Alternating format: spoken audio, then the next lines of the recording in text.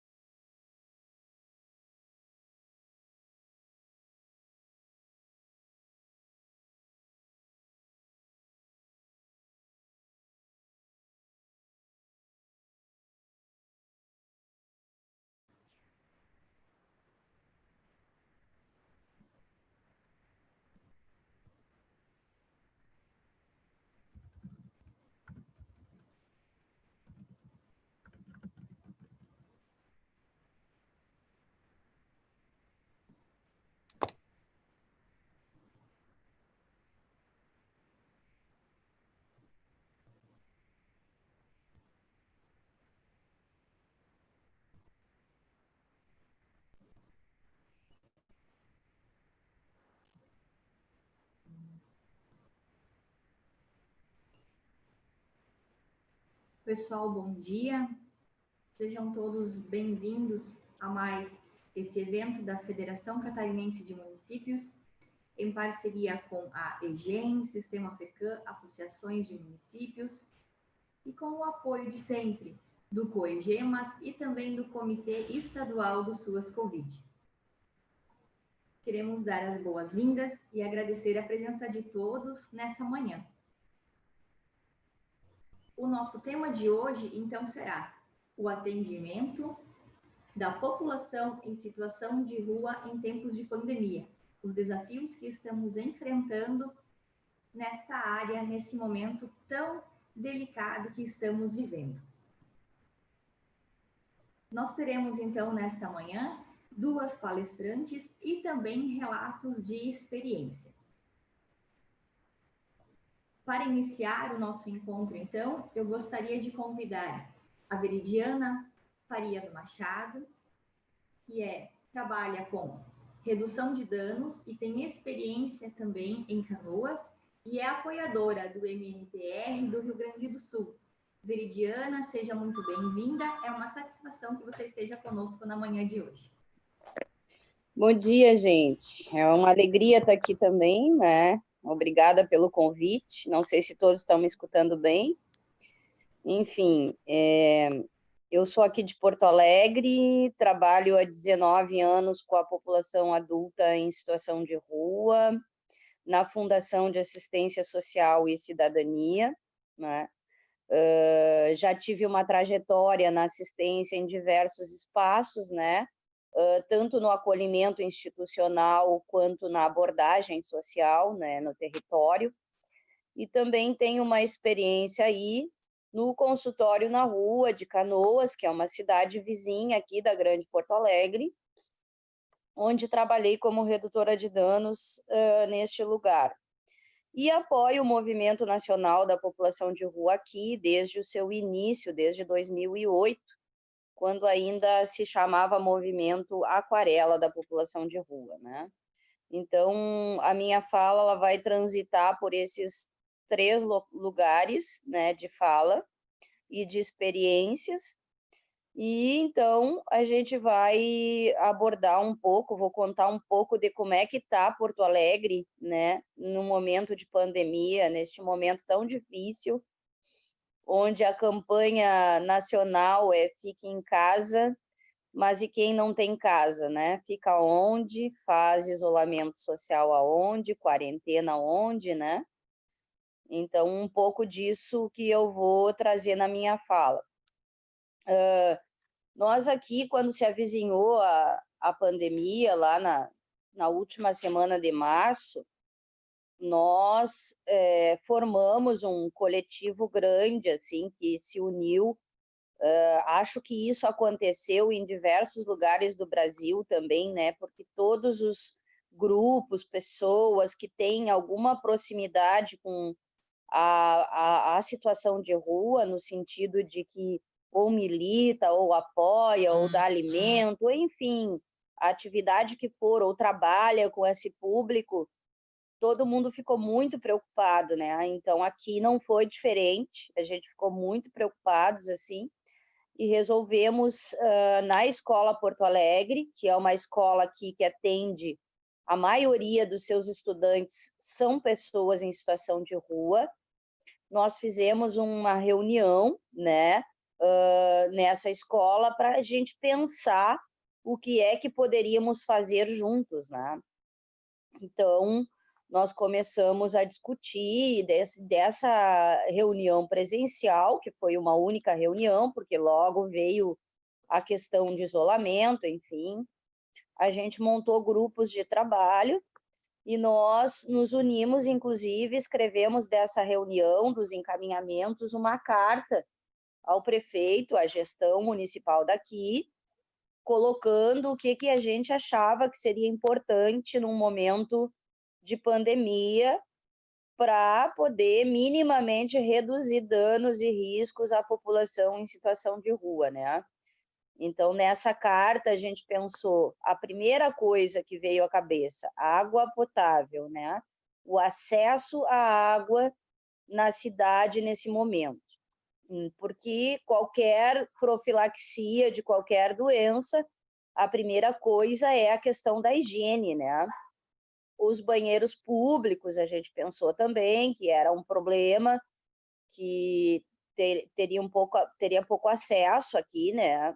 E a ampliação de vagas, porque essas pessoas vão precisar de ter um espaço para poder fazer a quarentena, se vierem a se contaminar, enfim, né?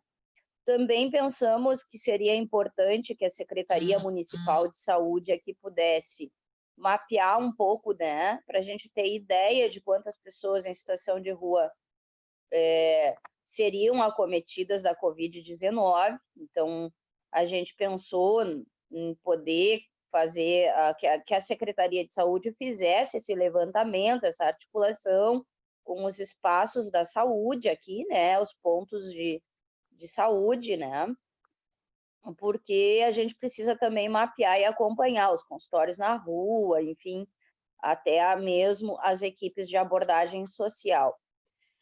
E a ideia, então, é que a gente encaminhou essa carta, né, ao governo municipal daqui.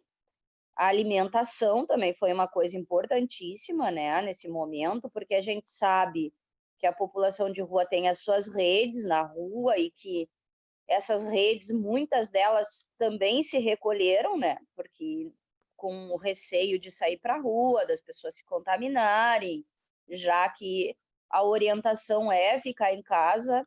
Muita gente que faz os serviços voluntários, enfim, também se recolheu.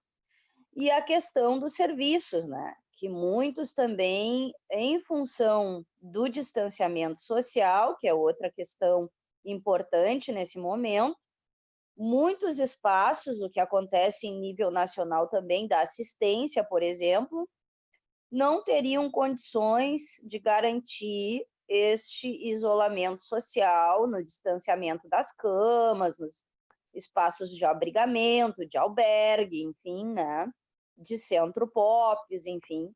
Então, o que a gente também colocou nessa carta é que seria importante a ampliação de espaços para que se conseguisse acolher a população de rua com segurança, em função da necessidade de fazer o isolamento, o distanciamento social, né? Então, nós sugerimos nessa carta que pudesse ser usados espaços de escolas, que nesse momento ficariam subutilizados, porque a gente sabe que as escolas não estão tendo aulas, que pudessem se utilizar espaços de ginásio, e que pudesse, então, a gente pensar e se colocar junto para pensar essas questões. Olha, muito pouca coisa, sim, a gente teve retorno do governo aqui, uma dificuldade grande na interlocução, né? Inclusive, no meio da pandemia, alguns espaços de acolhimento, inclusive o que eu trabalhava, foram entregues, né, a parcerizados, né? Então isso houve uma dificuldade bem grande, enfim.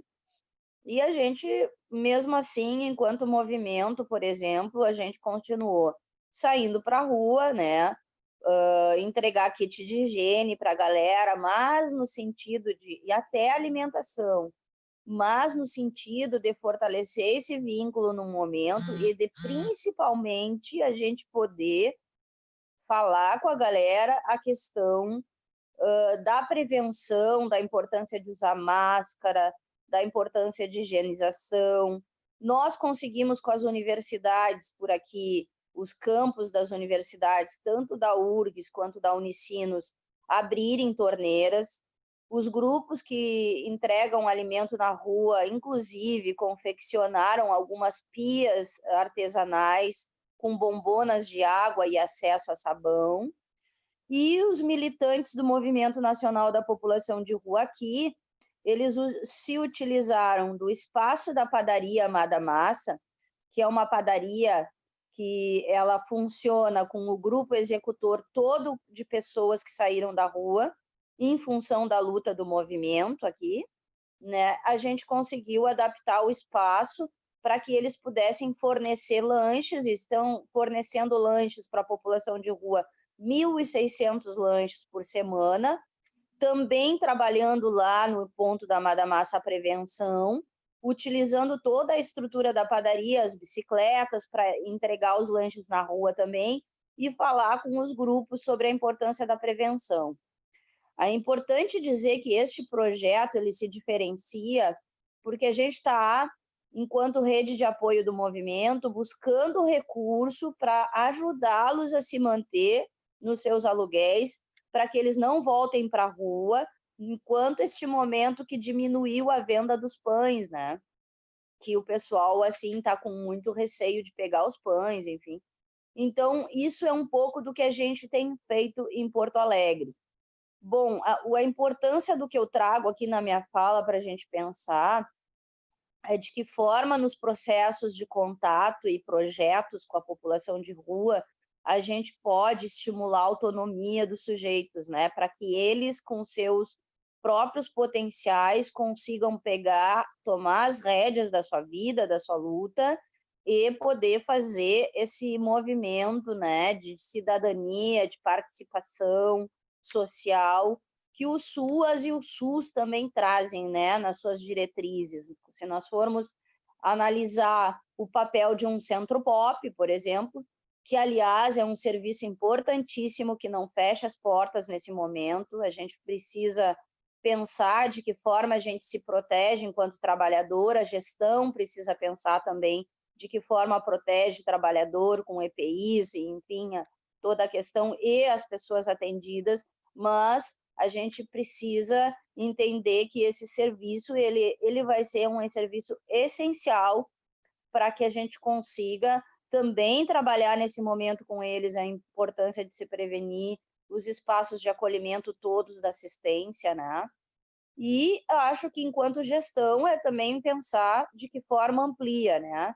Mas o que eu trago na minha fala é a importância de nós, enquanto trabalhadores, enquanto gestores, podermos entender, e aqui em Porto Alegre, por exemplo, o projeto da Amada Massa, da padaria, que surgiu da militância e da rede de apoio do movimento, ele é um exemplo disso, de que forma a gente pode estimular o protagonismo e a autonomia desses sujeitos na participação, na construção dos processos. Acho que este é o grande desafio que eu vejo, tanto para nós trabalhadores que estamos no contato com eles, nos serviços, enfim, quanto aos gestores poderem permitir que abram-se espaços, né, que as pessoas possam falar por si, porque, afinal de contas, já encerrando a minha fala aqui, não sei que tempo eu tenho aí de fala, mas a gente sabe que eles têm a ciência de viver na rua, que um daqui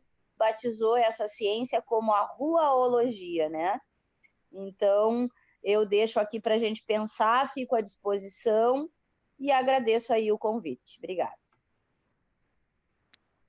Veridiana, muito obrigada pela tua fala, uma experiência muito diferente, né, das nossas realidades, pelo tamanho da cidade de Porto Alegre, né, nossa cidade tem um perfil menor aqui em Santa Catarina, mas não deixamos de viver as mesmas situações, inclusive é uma realidade que nós estamos discutindo que está mudando, não é mais só uma realidade de grandes municípios, mas também dos pequenos, e que de um tempo para cá, depois do início da pandemia, nós também começamos a receber nos pequenos municípios essa população de rua, essas pessoas que às vezes ficam migrando, né, de uma cidade para outra. Então, é uma realidade nova e que está sendo um desafio nesse momento também, para quem nunca teve esse contexto, aprender como lidar, como trabalhar, quais são os meios e como a gente atende essa população.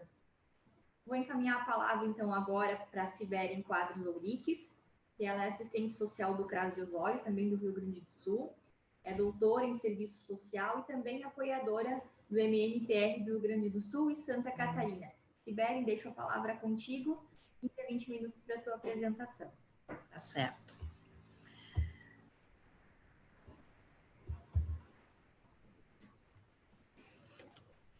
Deixa eu botar aqui no modo apresentação.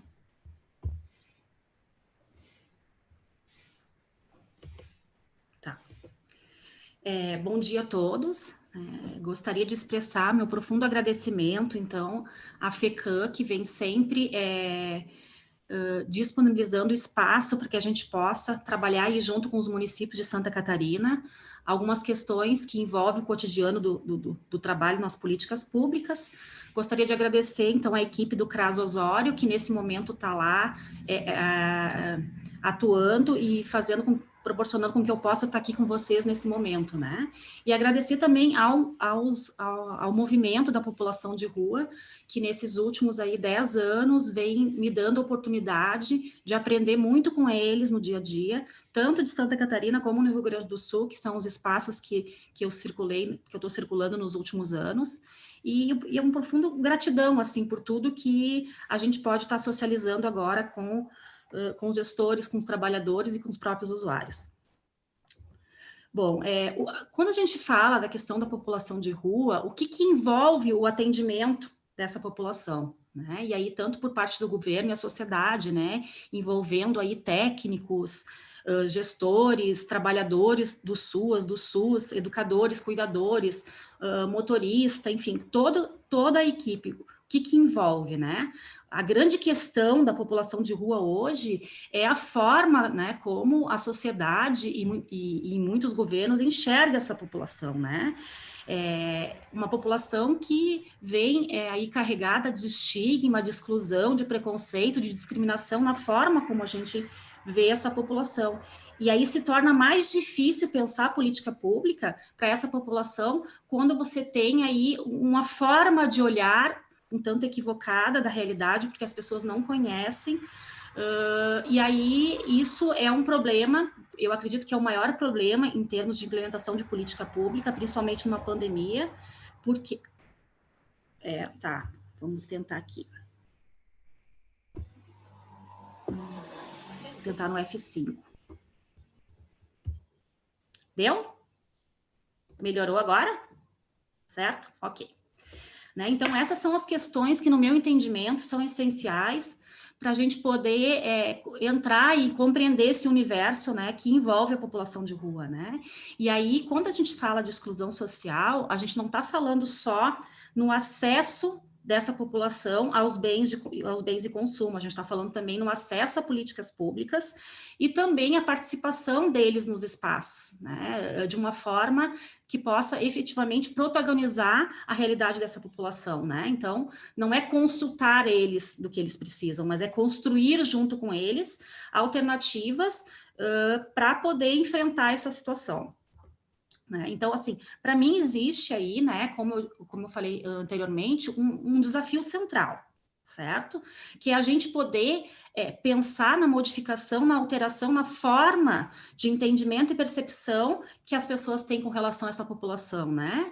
E essa forma de ver a população é uma forma equivocada, é uma forma desumana, que reforça o processo de invisibilidade dessa população, né, que gera medo, que gera angústia nas pessoas quando vê esses sujeitos na rua, porque de fato desconhecem a realidade delas.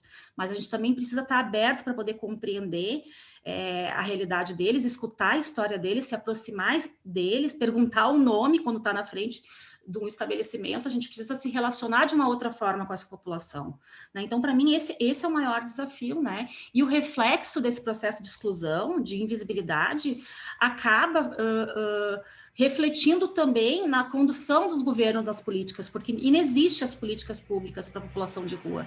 A gente sabe que as metrópoles têm ações, mas municípios de médio, pequeno porte 1, 2, não existe ação para essa população de rua, né? E muitas vezes a fala aí, do legislativo, a fala do executivo para não implementação dessas políticas não dê comida para os pombos, que senão os pombos ficam. Então é melhor eu não ter o serviço para não, porque tem uma visão equivocada que o serviço atrai as pessoas, e ao contrário, né? Eu acho que o serviço faz elas saírem da condição de rua, e aí a gente percebe aí uma expansão dessa população não só nas metrópoles, e aí as metrópoles acabam sim se sobrecarregando no atendimento, porque são os locais são os únicos locais que oferecem a possibilidade de acolhida e um atendimento mais humanizado, né? A gente percebe também um reflexo desse processo todo, a transferência, tá, da responsabilidade do Estado na condução das políticas para o terceiro setor, né? E aí não é uma questão de parceria, né, mas é também de transferência de responsabilidade, de privatização, de terceirização. A gente vê um movimento aí, conforme o relato da Veridiana, Porto Alegre terceirizou 90% dos serviços voltados à população de rua, né? E aí isso não é parceria. Parceria é tu poder investir, sim, no sistema único de assistência social, no SUS, e trazer os parceiros para poder discutir e pensar junto, né? E aí a gente vê aí um processo radical de avanço do neoliberalismo, do Estado mínimo, né, que visa apenas os interesses econômicos e políticos e não humanos, né? Prova disso é a própria pandemia, né?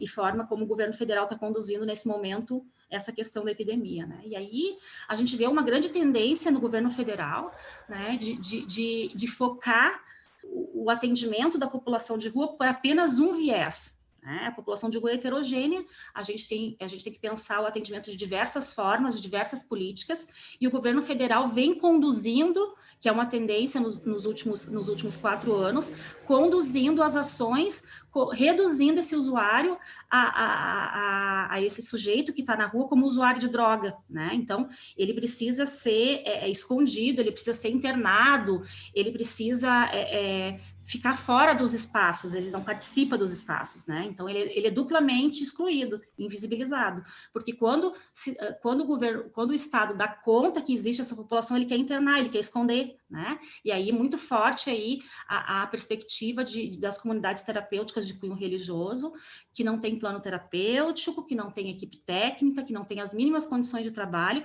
como se fosse a única forma né, de resolver essa situação. Inclusive, Rio de Janeiro, o executivo está aí em conflito com o judiciário, porque, em razão da pandemia, tá, justificando a pandemia, a realização de internação compulsória à população de rua. Isso ainda não está fechado, mas isso é uma grande tendência se a gente continuar aí percebendo a população de rua como aquela usuária. Bom, o problema de estar na rua é só usar droga? Não, né? É muito mais complexo que isso. Né? E aí a gente vê, então, aí uma forte tendência de terceirização, de fechamento de centro pop em todo o país, e aí a transferência disso para essas comunidades terapêuticas, para essas instituições de cunho religioso, né? Que é muito diferente do movimento que vem acontecendo agora em Florianópolis. Né? É a primeira vez, assim, em muitos anos que eu vejo realmente todos sentando e discutindo, né? E não fechando os serviços que são do SUAS, né? Então, Porto Alegre era referência no atendimento. Hoje, né, a gente percebe todas essas fragilidades, esse retrocesso. Florianópolis vem aí numa tentativa de avançar e aí trazendo essas pessoas para o centro da discussão. Quem puder conhecer e buscar aí a equipe de Florianópolis através da nossa colega Maria Cláudia e a secretária e poder o Gabriel também, que logo vai falar, vocês vão perceber o avanço dessa discussão, é outro nível de discussão, né? Traz para o centro da realidade essa população. E aí a gente vê aí muitos municípios, principalmente os municípios pequenos, né, Fernanda, que enfrentam essa realidade com as ações pontuais, emergenciais, focada aí, então, no inverno ou na pandemia, abrindo espaços emergenciais de acolhimento, ou eventos, né, em determinados municípios até eventos nacionais como Olimpíadas, enfim, a gente vê os governos preocupados em tirar as pessoas da rua, né? A partir da reclamação aí da própria sociedade que percebe essa população como incômodo, né? E aí a gente vê aí uma característica, e aí tanto no município pequeno, município grande, um caráter muito punitivo, né, nos atendimentos, né? Por que tu tá na rua? Tu veio da onde? Onde é que tá a tua família? Então, no sentido de reforçar que esse sujeito não pode vivenciar as experiências na rua como qualquer outra pessoa. E aí, assim, o reforço das práticas de violência institucionais é muito presente, né? A gente vê aí na Cracolândia, em São Paulo, todo dia tem uma repressão da polícia, né? Como se essa população fosse criminosa, né, e por estar naquela condição. E aí também a gente vê muito forte a tendência, principalmente nos municípios menores, a única ação que se tem para a população de rua, inclusive os profissionais nem têm vergonha de falar isso, é o recambiamento, né, a recondução dessa população para outro município, né, então o sujeito ele já procura o profissional já dizendo, eu quero ir para outro local, porque não oferece outra coisa, né, não oferece nem a possibilidade de estabelecer vínculo, né, nem de olhar para esse sujeito. Às vezes eles nem são atendidos, é dada a passagem no balcão, né. E aí, assim, isso também, um reflexo principal disso é o descrédito, a desqualificação que a sociedade percebe essa população. E aí as falas, né, tá na rua porque quer, tá na rua porque não gosta de trabalhar, porque gosta de liberdade, né, e isso é um problema para gestores, para os usuários, para todos que, de alguma forma, têm contato com essa população, porque não acredita que na possibilidade desse sujeito mudar a sua vida, né?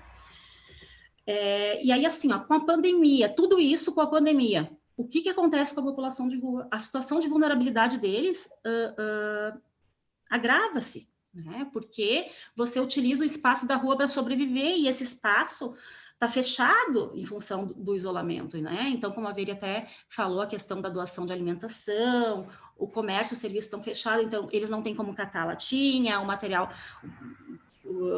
reciclado, então isso acaba fazendo com que essa população ainda fique mais vulnerabilizada, né? E um outro fenômeno que eu venho observando, que é muito importante a gente destacar, é o aumento de novos sujeitos vivendo nessa condição, né? Pessoas que não tinham o contato, não tinham trajetória de rua e passam, a partir da pandemia, vivenciar essa experiência, né? E isso tem a ver aí com o aumento do desemprego, né? E a diminuição das estratégias de sobrevivência, e as pessoas não conseguem pagar o aluguel e vão para a rua, né? E aí a gente vê também, num contexto de pandemia, o aumento da violência doméstica no âmbito familiar, que faz também gerar conflitos e faz as pessoas viverem na rua, além, né, do aumento do uso abusivo aí do álcool e outras drogas, né? Então, assim, eu peguei uma reportagem, né, da internet, de uma mídia alternativa, e assim, muito interessante, né? Sem dinheiro para pagar o aluguel, as pessoas perdem o trabalho na pandemia e fazem crescer a população de rua no Rio, né? E isso, de fato, está acontecendo e vem acontecendo, né? Então, assim, esse senhor da reportagem, eu peguei uma fala dele que diz assim, né? A rua não é local para ser humano viver, né? Mas foi o único local que me acolheu, né? Aí eu acho que a palavra atrativo, que daqui a pouco a gente vai falar um pouquinho, não é bem o que traduz a realidade, né? Um senhor de 54 anos, então aí beirando a terceira idade, pedreiro, pagava o kitnet de R$300, trabalhava de dia para poder comer de noite, pagar o seu aluguel, perde o trabalho. E aí, né? E aí, assim, né? E o que resulta isso, então? E aí, um grande desafio para o atendimento da população de rua, que é o tema dessa live, né? Um aumento, então, significativo dessa população, né? E aí, uma importante alteração do perfil da população de rua. Então, hoje, muitas vezes, tu não tem como saber quem vive em situação de rua ou não, porque antes era o velho do saco, né? Que tinha aí 40, 50 anos, adoecido, bebia o álcool, ficava na praça da cidade, seja a cidade grande ou a cidade pequena. Hoje você não tem como saber, a gente tem famílias inteiras na rua vivendo nessa situação, principalmente nas metrópoles, mas isso também está refletindo nos municípios pequenos. E aí se torna realmente um desafio para esses municípios pensar políticas para aquelas pessoas que já estavam na rua, que já têm trajetória de rua, mas também pensar ações para esses sujeitos que estão ingressando na rua agora não permanecerem nessa condição por muito tempo, né? E aí, então, assim, em decorrência disso, né, os problemas econômicos do país ainda foram mais agravados com a chegada do coronavírus e os reflexos das doenças no fechamento dos comércios, dos serviços, acabaram também refletindo no espaço da rua, que é onde eles sobrevivem, né? E o aumento é real, e muitas pessoas recém-chegadas nas ruas estão desorientadas, sem informação, porque não conhecem a rede de serviços, não estão acostumados a solicitar atendimento em política pública e acabam ficando numa situação de vulnerabilidade extrema, né? Também percebe-se diversas pessoas que perderam o trabalho, não conseguiram pagar o aluguel e já se imaginam morando na rua, né? Então, ainda, além de tu ter aquelas que já foram, tu tem aquelas que ficam o tempo todo preocupado, o que eu vou fazer amanhã? Se não tem uma rede de apoio familiar, é muito fácil para a rua, qualquer um de nós. E aí eu quero trazer um pouquinho, brevemente, a polêmica, então, da primeira-dama de São Paulo, a Bia Dória, né?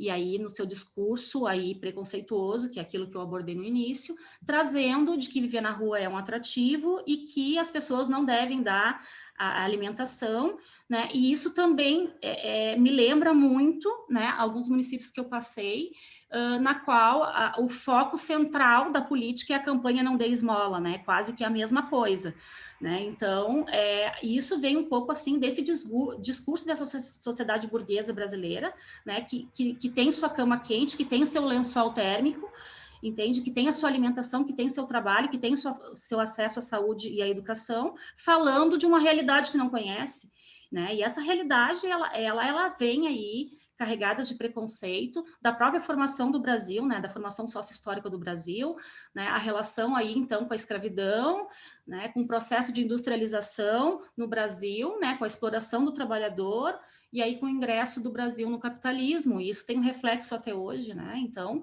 e aí isso é diretamente ligado à questão social, que é o conflito entre o capital e o trabalho, a gente vai estar sempre em cena discutindo isso. Então, quem está na rua, gente, é o negro, né? Enfim, é o pobre, é aquelas pessoas que não tiveram acesso à educação, e essa é a nossa realidade. E aí eu quero chamar a atenção para um novo conceito que está sendo problematizado aí, que são aquelas pessoas que têm aversão a pobre, né? Então, a gente tem aí a xenofobia, e aí a gente tem aquelas pessoas que não gostam de pobre, que aí a gente começa a nomear, dar nome para as pessoas, né? Que é a aparofobia, né? Então, vamos ficar atento a isso e se dar conta que, às vezes, dentro da própria família da gente, a gente tem esse tipo de posicionamento, né? E aí eu trago aí, né, né, olha o sofá, né, dela, olha o contexto, olha a realidade de que ela está falando, né? E ela é o símbolo de uma sociedade burguesa que reforça que o pobre é vagabundo, né, e pune a pobreza de todas as formas, né? E aí também eu trago aí um outro exemplo, né, para a gente não ficar só com essa questão muito negativa, que é uma fala do padre Júlio Lancelotti, né, ao lado, inclusive, de um representante do movimento da população de rua. Ele está sempre à frente de muitas ações, é um segmento da igreja, né, um segmento da sociedade civil, mas ele percebe essa população de uma outra forma, né, e aí o padre sempre, numa reportagem na semana passada no GNT, ele diz o seguinte: ninguém se importa com essa população, ou seja, uma população invisível, e quando se importa é para pedir para o serviço de abordagem tirar da frente da casa ou do comércio, né, então as pessoas só se lembram que existe população de rua quando elas passam a incomodar o olhar das outras pessoas, né? E aí eu penso, né, de que lugar essa mulher está falando, né? De lugar de fala que ela tem para dizer que morar na rua é atrativo. Eu acho que essa imagem nos mostra bem de que lugar é esse, que sociedade é essa, e que trabalho complexo para a gente poder trabalhar a concepção e percepção das pessoas, né, em fazer acreditar no potencial dessa população. E aí, assim, gente, eu trago os dados da primeira e única pesquisa que foi realizada aí no nosso país, na qual a maior parte da população de rua é população jovem, negra e pobre, né? E aí eu lembro, assim, de uma colega num serviço falando para mim: Sibeli, mas eu não vejo tanto negro na rua, né? E aí ela está falando do Rio Grande do Sul e Santa Catarina, que a colonização ela é um pouco diferenciada com relação a outros locais do país. A gente está falando aí de um país imenso, né? E também, se vocês forem perceber em cidades portuárias como Porto Alegre, Rio Grande, Florianópolis, tem sim muitas pessoas dessa condição na rua, pelo fato, né, da escravidão ter marcado esses espaços com a entrada com cidades portuárias. Então os escravos chegaram nessas regiões. Então você vai ver Porto Alegre, tem muita gente negra assim na rua, né? Talvez em Blumenau não tenha, enfim, mas em outros espaços tem, e a gente está falando de uma maior parte da população de rua, né? E aí eu trago um quadro feito pela própria população de rua, né, de que a gente precisa conhecer para entender. E aí a gente percebe nesses dados, com relação ao percentual da população de rua que sofreram experiências de impedimento ou de acesso ou realização de uma atividade. Gente, 30% dessa população, da última pesquisa são 50 mil, hoje o IPEA estima 100 mil pessoas na rua, eu acredito que é mais, mas a gente não tem aí um censo que possa nos dizer de fato quantas pessoas tem na rua, mas 30% dessa população em 2008 não tem acesso, não tem acesso ou foi impedida de ter acesso a algum estabelecimento comercial. É assim, aqui na minha padaria tu não entra, né? Em shopping, em transporte coletivo e também acesso à documentação, né? O próprio auxílio emergencial que o governo está aí, então, nesse momento, dando conta com a pandemia para essa população extremamente complexa, porque é uma população que não tem documento, né? Inclusive, eu já vi em muitos municípios aí no Rio Grande do Sul e em Santa Catarina, colocando como critério de acesso ao serviço para a população de rua a apresentação de documento, né? Então, é uma coisa meio contraditória, né? Se eles já têm esse impedimento de acesso, por que tu vai botar um critério de ingresso que exige documentação? O que tu quer com isso? Tu quer que ele fuja dos locais, que eles não vá? Aí tu tá conseguindo, né? E aí, assim, é importante, gente, a gente poder compreender, e isso foi um dos pontos da minha tese de doutorado, que é, assim, a diferença da gente entender uma pessoa enquanto moradora de rua, enquanto pessoa em situação de rua, população de rua, isso é fundamental. Eu tirei esse conceito, tá? Que está muito bem explicado, de 2 apoiadores do movimento da população de rua do Rio Grande do Norte, que são excelentes profissionais, que estão sempre junto com a base. E assim, eu não vou fazer a leitura aqui que demora muito, mas assim, morar na rua te dá uma ideia, uma concepção fixa, né? Morar na rua. Você não consegue perceber muitas vezes o potencial dessa população em sair e entender que aquela condição é transitória, por isso que a gente fala em situação de rua, né? A gente não pode dizer que morar na rua é a mesma coisa que morar numa casa, né? E aí são condições diferentes. Eu sugiro que vocês aí a partir da live, porque não tem como abordar tudo, possa ter acesso aí à minha tese e poder discutir um pouco sobre isso. Os profissionais, é importante que os profissionais entendam essa diferença. Não é mendigo, não é pedinte, não é qualquer craqueiro, não, é pessoas em situação de rua, né? E quando você está falando de um grupo, você tem que se referir como população em situação de rua, né? Morar é uma ideia muito preconceituosa e que reforça estigma, né? E aí, assim, né? E aí eu faço questionamento que nem a Veridiana fez na sua fala, né? E quem não tem casa, como é que faz o isolamento, né? Em momentos de pandemia? De que maneira? E aí, assim, né, gente, para responder um pouco essa questão, né, eu acho que a gente precisa mudar um pouco a nossa concepção, a nossa percepção com relação a essa população e estabelecer uma relação com eles que dê lugar de fala, né? Muitas vezes a gente, dentro dos gabinetes, planeja, né, ou vai lá na internet e diz, não, eles precisam disso, eles têm que ter isso, o governo tem que ter aquilo. Gente, né, eu não durmo no papelão, nunca dormi no papelão, graças a Deus, né? Quem sabe desse lugar e a maneira de sair são eles, e eu acho que a gente faz pouco movimento, governo, sociedade, de ouvir deles a realidade, a história e construir propostas em conjunto. Né? O movimento da população de rua é um dos grupos organizados, existem outros grupos organizados no Brasil, né? Existem grupos organizados dentro das realidades institucionais, então a gente precisa trazer a centralidade da fala desse sujeito.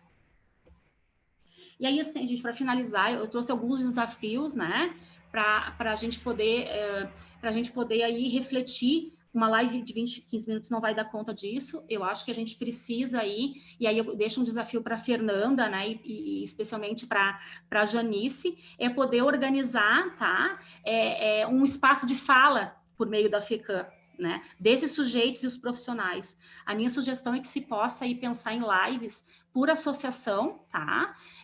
Com os lugares que tem o movimento, trazer, então, o movimento para essas lives regionalizadas e também a fala dos profissionais, em conjunto para poder discutir a sua realidade. Cada realidade vai ter alternativas diferentes, políticas diferentes para lidar com a questão da rua, né? E eu acho que a Granfipolis, através da Vânia, nesse momento, eu deixo aí um desafio para que possa dar um lugar de fala para eles, né? Para que eles possam fazer live, poder dizer o que eles precisam, né? Para que a sociedade possa entender que não é um albergue que vai resolver a situação, né? Enfim, é muito mais complexa que isso. Eu deixo aí também um ponto-chave para os governos pensar aí que é necessário ter vontade política, é responsabilidade do Estado, sim, conduzir, né? Não é um favor, e eu penso que as parcerias com a sociedade civil, elas são bem-vindas, desde que não substituam o que o sistema preconiza, né? E aí eu penso, assim, a importância na realização de campanhas de combate ao preconceito e à discriminação, que a gente não possa, pelo amor de Deus, reforçar mais essa campanha de não dar esmola, porque não existe nenhum estudo científico que diga que dar esmola faz a pessoa permanecer na rua. O que eu tenho visto é que o que faz permanecer as pessoas na rua não é a esmola, é a falta de política pública, tá? Isso sim faz com que as pessoas vão para a rua e permaneçam na rua, né? Então vamos superar essa fase, né, de Bia Dória, né, e poder fazer uma campanha, quem sabe aí, de divulgação dos serviços, da divulgação do perfil das pesquisas com relação à população de rua, para que as pessoas possam ver dessa forma, né? De outra forma essa população. E a importância aí do fortalecimento da participação dessa população nos conselhos, no próprio comitê intersetorial, né? Romper com serviços isolados, temos que pensar em intersetorialidade. Não é um problema só da assistência social. Eu vejo os secretários da assistência apavorados, com os olhos arregalados. O que eu faço agora com essa situação? Como se ele tivesse que levar para casa a pessoa. Às vezes a gente até escuta isso. Tu gosta tanto, leva para casa. Isso a gente escuta. Isso tudo a sociedade burguesa vem tratando a população de rua dessa forma. Eu penso que, para além da assistência social, tem que trazer habitação também, né? A população de rua está dizendo que ela quer moradia primeiro, né? E aí, acompanhado do trabalho, acompanhado de outras questões. Então, não é um problema só da assistência social, viu, secretários da assistência?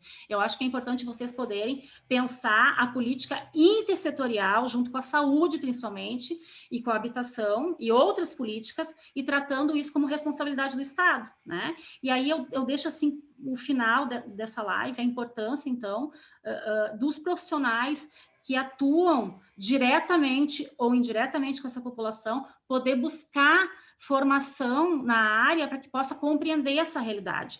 Porque se para trabalhar com abuso sexual com criança e adolescente no CREAS exige formação, situação de rua também enquanto violação. Então, a gente precisa entender isso, né? E os secretários, principalmente de assistência, muitas vezes, como tem essa dificuldade, essa visão de entender a população de rua como um problema, eles colocam para punir os profissionais a atuação deles nesses espaços, e esses profissionais nem gostam de atuar com essa população, né? E eu acho que tu tem que ter uma identificação, tu tem que ter um carinho, tu tem que ter uma paixão para lidar com esse público. Não dá para ser qualquer pessoa, e é importante, então, aí reforçando a educação continuada. E essa educação continuada, ela tem que ser com base, sim, no empoderamento do usuário, na autonomia, né, os processos participativos, e também numa visão de redução de danos, que os profissionais nem sabem, muitas vezes, o que é, né? E aí oferecem a passagem, porque não sabem, né? Certo? Muito obrigada, e vamos firme no debate, ouvindo as experiências aí de Florianópolis e Lages.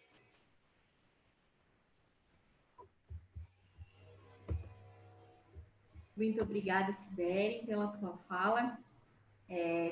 Com certeza a tua fala é daquelas que mexe com a gente, né? Deixa todo mundo fuçando assim na cadeira, tipo, o que eu vou fazer agora? Sim. E como tu dizes, nós precisamos assumir que não estamos preparados, que ainda não temos formação suficiente em muitos locais para atender essas pessoas, para entender a realidade deles. E esses perfis de discussão também, sabe? Que a gente também tem, não só nos municípios grandes, mas nos pequenos, às vezes também. Claro. Né? De afastar essas pessoas, claro, né? Da sociedade, manter elas isoladas ou não olhar para o lado. Então, é um cenário nesse sentido que se repete em todos os lugares, né? E o que eu sempre digo, como é que você vai julgar por que a pessoa está lá se você não conhece a história de vida dela, você não sabe que situações que ela enfrentou para chegar nesse ponto? Isso. E eu reflito também sempre, será que um dia nós não passaremos por essa situação? O que garante que em nenhum momento da nossa vida nós não vamos chegar num nível de dificuldade que nos leve a esse contexto? Isso. É como tu aplicas.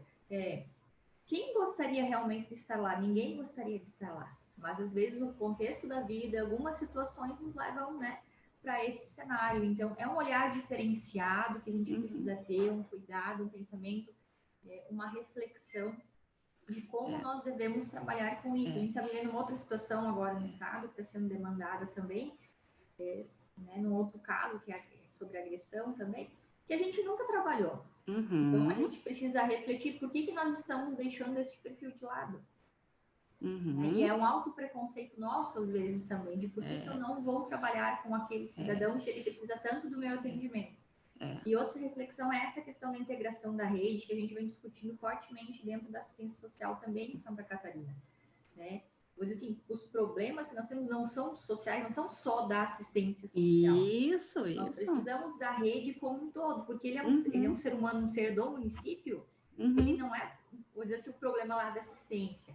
Todos só da nós assistência. precisamos cuidar só da assistência, né? Ele precisa da saúde, da educação, de outras políticas, da política de renda, de emprego, né? Para poder melhorar, enfim, ir para uma situação melhor na vida dele. Mas nós te agradecemos e nós vamos passar agora, então, para os relatos de experiência. E eu queria convidar, então, a equipe do município de Lages para fazer o seu relato. A Maria Rita da Silva, então, que é coordenadora do Centro POP de Lages, e também a Bruna Pereira Dondé, que é coordenadora técnica da Alta Complexidade de Lages. Meninas, então, eu passo a palavra para vocês, 10 minutos cada uma para relatar a experiênciazinha do município. Bom dia a todas, a todos. Eu queria agradecer primeiramente o convite à organização da FECAM, dessa live, extremamente importante. Eu estava aqui escutando e, exatamente como a Fernanda falou, me remexendo na cadeira e pensando em muitas coisas aqui da nossa realidade, né? Como é bom a gente poder estar discutindo com outras pessoas que estão em outros locais, vivendo essa experiência do atendimento à pessoa em situação de rua, à população em situação de rua, com as suas subjetividades e vendo também de outras perspectivas. Isso é muito importante. Às vezes é muito importante a gente sair do nosso município e enxergar e ouvir outras pessoas falando sobre as experiências, né? Então, eu gostaria de agradecer a oportunidade de fala, fico muito, muito feliz de a gente estar aqui trazendo, representando aqui a rede da assistência social do município de Lages, junto com a Mara, que é a minha colega aí de assistência, para falar um pouquinho dos nossos serviços, né? Então, eu sou a Bruna, sou psicóloga, estou atualmente na coordenação técnica da alta complexidade, que oferece atualmente 2 serviços tipificados, né, para a população em situação de rua, que são o acolhimento POP e o acolhimento temporário devido a situações de calamidades e emergências, né? Então, eu vou explicar um pouquinho como que esses serviços estão estruturados nesse momento para que a gente atenda a população em situação de rua. Antes disso, eu queria falar exatamente pegando um gancho sobre o que a Sibeli envia falando, a respeito do quanto é difícil, enquanto política pública, que a gente tenha as nossas ações, os nossos serviços compreendidos, porque a gente preza muito pela liberdade da pessoa, não no sentido de deixá-la na rua, de negligenciar os direitos dela, mas também pelo direito de escolha dela. E o quanto, às vezes, a política pública e os servidores e secretários e coordenadores e gestores, a gente é massacrado pela população em geral, porque a visão de muitas pessoas, e a gente tem isso muito forte aqui na nossa cidade, é que a nossa obrigação era limpar a cidade. Independente se essas pessoas querem, se elas não querem, elas precisam saber que o melhor para elas é estar dentro de um acolhimento, ou é arranjar alguém da família que aceite nesse momento, porque é o certo, né? É o que é bom para elas. E aí vem muito ao encontro do que a Sibeli falava e que eu repito muito, que é muito fácil a gente discutir o que é bom para o outro quando a gente está dentro de casa, quando a gente tem um ar-condicionado, quando a gente tem coberta, uma cama. Então, a gente parte muito do pressuposto do que é bom para mim. Isso é um grande erro quando a gente vai pensar qualquer tipo de ação para a população em situação de rua, porque são pessoas que tiveram uma caminhada, têm uma subjetividade, têm um contexto que levaram elas a essa situação que não cabe a nós julgar. Eu sempre digo para os acolhidos, quando eu tenho a possibilidade de estar lá no acolhimento POP, principalmente conversando com eles, de que, claro, é muito importante a gente conhecer a história, mas não importa por que você chegou aqui, o como você chegou aqui. O importante é que você está aqui e que a gente vai trabalhar com você agora para que alguma coisa aconteça dentro do que você objetiva para a tua vida. O que passou, passou. E queria falar também que não basta a gente ter serviços, né? A gente, aqui na cidade de Lages, nós estamos uma cidade de médio porte, nós temos 160 mil habitantes, mas não adianta ter só uma rede estruturada. E isso é algo que a gente já superou aqui, no sentido de entender que ter inúmeros equipamentos não garante nada se você não tiver equipes capacitadas, equipes comprometidas, com perfil de atendimento para a população em situação de rua, porque é uma condução bem específica, que tem que ter zero julgamento, zero preconceito, e uma articulação, acima de tudo. Equipamentos parados no lugar não fazem nada para a pessoa. São só prédios, são só casas. O que movimenta a política pública são os trabalhadores, são as ideologias desses serviços, e é isso que a gente preza muito aqui. Mas, claro, a gente às vezes é mal compreendido como pessoas que a gente deveria mesmo tirá-los da praça, fechar as praças e colocar todo mundo dentro de um acolhimento. Ou que não deveria tratar tão bem dentro dos acolhimentos, porque aí fica fácil ficar na rua, é o incentivo, como se estar dentro de um acolhimento institucional fosse o ideal de vida para todo mundo, né? Fosse algo muito bom. Enfim, nós temos aqui o serviço, então, né, oferecemos o serviço do acolhimento POP, que é um acolhimento residencial. Essas pessoas acessam o acolhimento POP por demanda espontânea e também por encaminhamentos da rede socioassistencial. A gente tem o serviço de abordagem social, que a Mara vai falar depois, vai explicar melhor como funciona. E no acolhimento POP a gente oferece, então, um acompanhamento integral dessa pessoa em caráter residencial. Então, pelo período em que ela acessa o acolhimento POP, ela está residindo nesse espaço. a gente dá a maior autonomia e a maior liberdade possível para que essa pessoa faça tudo o que ela precisa fazer de uma forma muito independente. Ou seja, o serviço não fica levando o usuário de carro. Se ele pode ir, ele deseja fazer isso, resolver uma questão de documentação, uma questão de estudo, de trabalho, e ele pode fazer isso circulando e se organizando sozinho, essa liberdade ele tem, né? Mas a casa dele, naquele momento, é o acolhimento. A gente oferece, então, dentro desse espaço também o acompanhamento psicossocial, né? Equipe técnica, assistente social, psicólogo, o trabalho do educador social, para trabalhar o desenvolvimento de algumas reflexões através da arte, da música, de demandas que eles trazem diariamente para nós, porque são muito ativos, muito problematizadores, muito interessante. Meu tempo já está acabando, nossa, que rápido!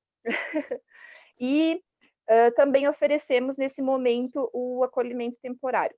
O acolhimento temporário, ele, habitualmente, ele vem já há 5 anos sendo oferecido no município devido ao frio, às baixas temperaturas.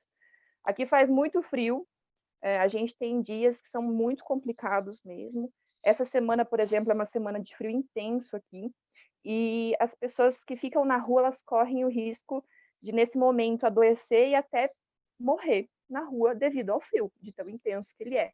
Então, a gente abre esse espaço, disponibiliza esse espaço para que eles possam pernoitar, ter uma janta, ter um café da manhã, e ao longo do dia eles estão à vontade para ter as rotinas deles diárias, né, na rua, que é o espaço onde eles se constituem. Mas à noite, que é o período mais crítico, realmente o espaço está aberto.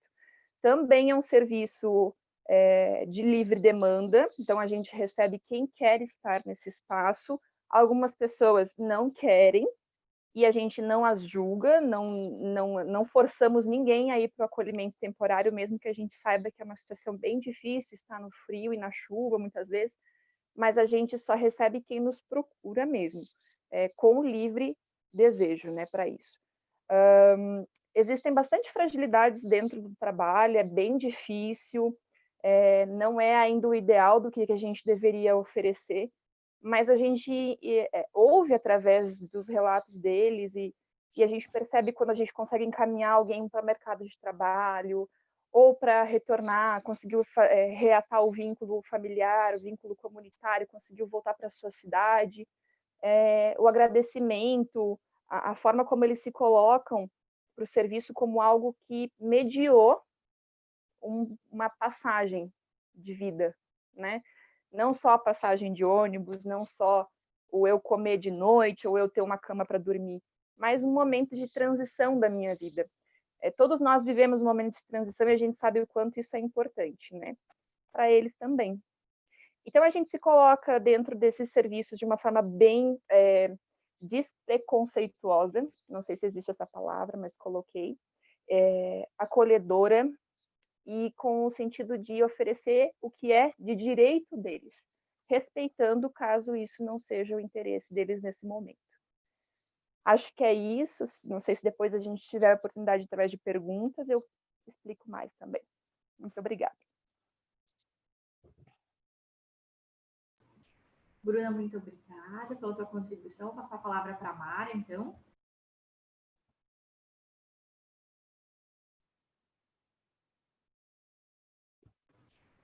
Mara, você está nos ouvindo? Oi, bom dia. Mara, pode fazer a tua exposição, 10 minutinhos. Bom dia, meu nome é Mara, eu sou assistente social de formação e estou há 3 anos em frente ao Centro Pop aqui da cidade de Lages. Então, agradecendo também a oportunidade de estar participando desta live com falas muito importantes, né? E dizer que Lages já está trabalhando, né, com o sistema de contingência, foi elaborado, né, em Lages um plano de contingência. Me ouvem? Olá, me ouvem? Isso. Então, a gente já está trabalhando em forma desse plano de contingência que foi elaborado, né? Então, a gente está trabalhando de segunda a sexta-feira, das 10h30 às 16h30, com todo o serviço readaptado, né? Nós temos um equipamento que são 23 peças nesse equipamento, e do dia para a noite a gente teve que adaptar ele para conseguir uma segurança melhor para os nossos trabalhadores e para os nossos usuários, né? Então, com isso, a gente tem uma equipe técnica, né, que está fazendo todo o atendimento individual.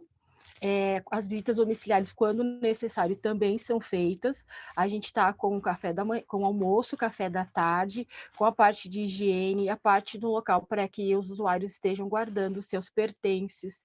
A gente conseguiu um telefone sem fio, né, adaptar um telefone sem fio para que eles consigam falar com as suas famílias. A gente tem, como a Bruna já falou, uma equipe de abordagem social que trabalha de segunda a domingo, e elas trabalham durante a noite. Agora, nessa época do frio, tem tido um fluxo muito grande. A nossa média de usuários é de 65 pessoas por dia, então é um fluxo muito grande. Estão chegando muitos migrantes na cidade, eles têm vindo de carona, de Uber, de BlaBlaCar, que é um aplicativo, ou de outros aplicativos. Então, nessa época do ano, tem muitas plantações, né? Começam as plantações aqui perto, na Redondeza, e tem chego bastante imigrante aqui na cidade também.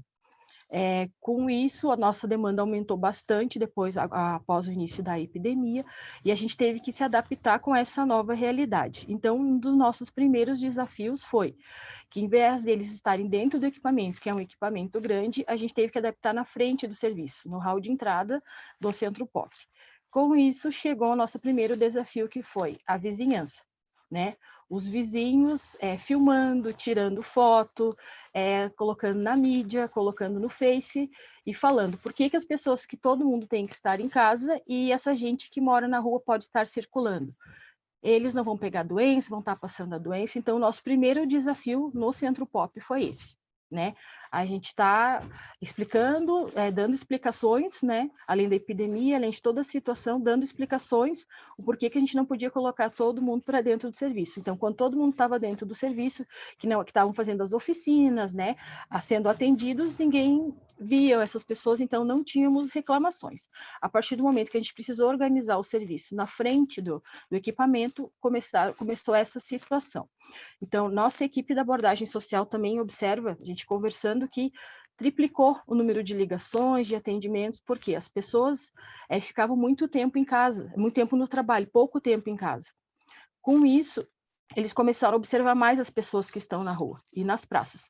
Então, como que eu vou sair lá na praça e com meu filho, com meu cachorro, e aquele monte de gente bebendo, aquele monte de gente entulhada? Então, a gente também teve que estamos enfrentando ainda essa situação da higienização. Está muito forte. As ligações da abordagem, 90%, é a questão de venham tirar da frente da minha casa. Essa pessoa sempre esteve na frente da sua casa, né? Mas você nunca observou essa pessoa na frente da sua casa. Então, isso é um problema muito sério. Muitas pessoas com transtorno mental, que estavam em casa e as famílias trabalhavam e não enxergavam essa pessoa dentro da sua casa, e essas pessoas vieram para a rua e estão em situação de rua, né? E aí é mais uma situação. Então, a gente faz os encaminhamentos também, tem um bom contato com a rede, com a saúde, mas um número bem significante e expressivo de pessoas com transtorno mental. Aqui em Lages, então, passam 2 BRs, então chegam muitos migrantes. E como tem muitos municípios próximos aqui, os municípios menores estão encaminhando bastante pessoas para cá, porque não tem políticas públicas que comportem essas pessoas, ou que orientem, que consigam fazer os encaminhamentos. Então, para nós também, mais um desafio que estamos enfrentando neste momento, conseguir fazer os encaminhamentos. Uma coisa que é legal que a gente está conseguindo fazer parceria com outros municípios, carona com o carro da saúde, algum tipo de carona, para que a pessoa consiga retornar para o seu local de vivência, né, para o seu lugar de origem. Então, nesse momento, a parte fácil foi nos adaptarmos, nós, enquanto trabalhadores, a essa nossa nova rotina, conversando com os trabalhadores, entendendo a situação, vendo os nossos usuários todo dia. Para nós, enquanto equipamento, está sendo tranquilo essa transição. O que é complicado é ter que estar o tempo todo se justificando, tendo que defender o porquê que essa pessoa está em situação de rua, que é um ser humano, contando um pouco da história desse ser humano. Então, isso é um pouco desgastante, explicar que a gente não tira ninguém do local onde eles estão, né, que eles têm uma história e que a gente precisa respeitar essa história. Isso é muito desgastante. Uma pequena parte da mídia aqui fala muito, picha muito, cobra muito dessas pessoas estarem em situação de rua. Tivemos uma situação que foi fechada uma praça onde eles ficavam, essa praça foi gradeada, infelizmente, e o problema resolveu não, porque eles mudaram de praça, então eles estão migrando de praça em praça, né? Então, vamos ter que, acredito eu, se continuar nesse ritmo, fechar todas as praças, né? Infelizmente. Mas ninguém nunca chegou para nós e perguntou, e essas pessoas que estão nas praças, quem são? Jamais. Mas então, fechem as praças. E isso para a gente é bem desgastante. Com tudo isso, com todo o serviço funcionando, com todo esse trabalho, né, da abordagem que é 24 horas, continuam fazendo a sensibilização, encaminhando para o acolhimento POP ou para o acolhimento temporário, que a Bruna já falou sobre isso. A gente também não pode esquecer de lembrar dos trabalhadores, né, porque os trabalhadores também estão frágeis, eles também estão passando pela situação da pandemia, né, e nós trabalhamos de frente com o público, nós estamos atendendo, eles vêm para o almoço, vêm para o café, vêm para os atendimentos, para os encaminhamentos que estão sendo feitos com toda a segurança, com material de EPI, mas que estão sendo feitos. Então, a gente também tem mais essa preocupação, né, de também olhar para esses trabalhadores, né, porque se o trabalhador está bem, automaticamente os usuários vão ficar bem, a gente consegue dar um suporte maior nesse momento, porque a gente tem que estar todo momento explicando para eles também, quando eles chegam no serviço, o que está acontecendo, né, o uso de máscara que a gente exige o tempo todo, né, tem que passar o álcool, a higienização, local separado para guardar as roupas, para lavar as roupas, toda essa higiene, a gente tem que estar explicando, né, então se o trabalhador tá legal, tá bem, automaticamente o serviço funciona bem, né? Então, acredito eu que nós já estamos na metade desse caminho, já estamos nos adaptando muito bem, muita coisa ainda tem que ser feita, acredito, mas a gente também está aprendendo, né, nesse momento, mas o serviço está fluindo, está acontecendo, então, eu, para finalizar a minha fala, acredito que a sensibilização aqui da comunidade é muito importante, precisamos da comunidade do nosso lado, né? Porque a gente não sabe o dia de amanhã, a gente não sabe o que vai acontecer, então, quanto mais rápido e mais fácil a gente conseguir passar esse momento, melhor. Agradeço, né? Ficamos à disposição para as perguntas mais à frente, e muito obrigado por enquanto. Mara, nós que agradecemos a contribuição de você e da Bruna, da experiência de Lages, acho que é muito bacana quando a gente, né, reflete, mas a gente consegue visualizar as práticas acontecendo e é importante para os municípios ver que é possível fazer esse trabalho, né, que com esforço, com dedicação, com organização, nós temos condições, sim, de conseguir atender essa população. Vou passar a palavra agora, então, para Maria Cláudia, que é a secretária de Assistência Social de Florianópolis, e também para o Gabriel, que é o redutor de danos e apoiador do movimento da população de rua em Santa Catarina. Pessoal, 10 minutos também para cada um de vocês. Sejam bem-vindos. Bom dia a todas. Agradecer imensamente a Janice pela proposição, pela iniciativa, ficando sempre acolhendo as pautas, né, aí da assistência e promovendo espaços como esse de discussão. Aproveitar também para agradecer a Vânia, que é assistente social da Associação de Municípios da Grande Polis, que proporciona diversos espaços como esse. Essa semana teve um momento muito acolhedor também. E quantos desafios, né? Que delícia eu poder ouvir a Siberen, que é de outro estado, mas traz uma reflexão, trouxe uma pesquisa lá de 2008, mas é tão atual, né? As colegas de Lages aí que trazem os desafios muito semelhantes ao que a gente vive aqui. E aí estava refletindo, assim, quantos desafios nós temos posto, né, e postos desde dessa pesquisa lá de 2008, e que agora com a pandemia eles só foram um pouco mais escancarados, né, e a pandemia exigiu de todos nós, né, sociedade civil, gestores, trabalhadores, usuários, uma urgência nas ações e na organização.